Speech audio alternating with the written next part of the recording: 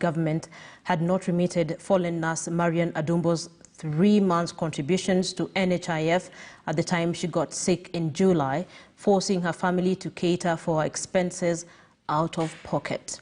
Marian, a 32-year-old nurse, succumbed to COVID-19 in August this year, just days after delivering a baby boy. And as nurses and clinical officers continue with the nationwide strike, Nyanza region reporter Kevin Ogutu visited Marian's home 4 months since her passing and filed the following report. Memories of brighter days past. A newlywed theatre nurse, Marian Adumbo, in late 2019. Sitting right next to her in this photo is her husband, Stephen Okech. And for the young couple, the future was so bright it almost blinded them. But that was not to be. Fast forward to December 9, 2020, 4 months after her demise, and her father-in-law, Barak Amwata, leads us to her grave. It is the first grave in this 32-year-old homestead.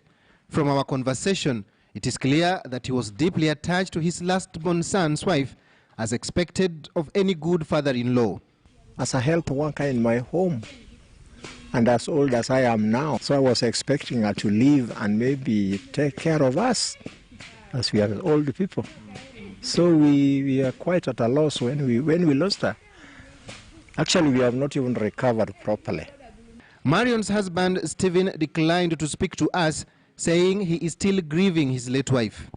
These family's wounds are still fresh after Marian, who was a theatre nurse at Rachonyo South Sub-County Hospital in Homa Bay County, succumbed to COVID-19 in August, joining a long list of healthcare workers who continue to die on the front lines. Months later, the family still holds its reservations regarding the manner in which Marian was treated at the hands of her fellow medics and her untimely death. She was highly neglected because one of the nurses there told us, "Mzee, you know, we are in a go-slow right now."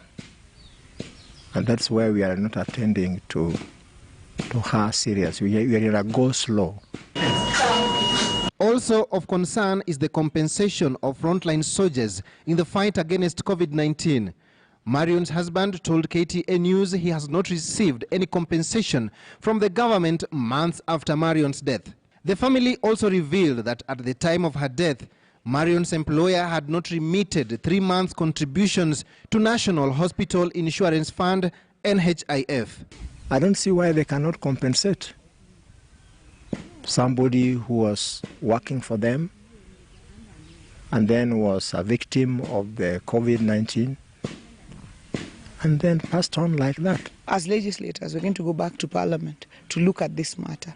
Whether it is devolved or not, there cannot be the single line excuse that health is devolved so nobody else takes care of it. And one of the bills that I'm sponsoring in the National Assembly is the National Health Referral Facilities Bill.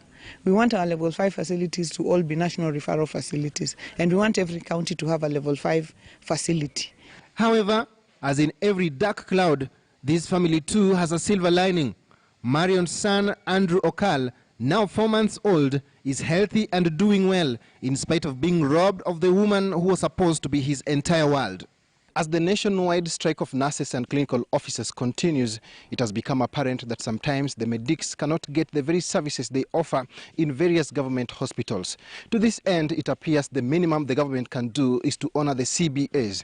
Kevin Ogutu, KTN News in Homa Bay County.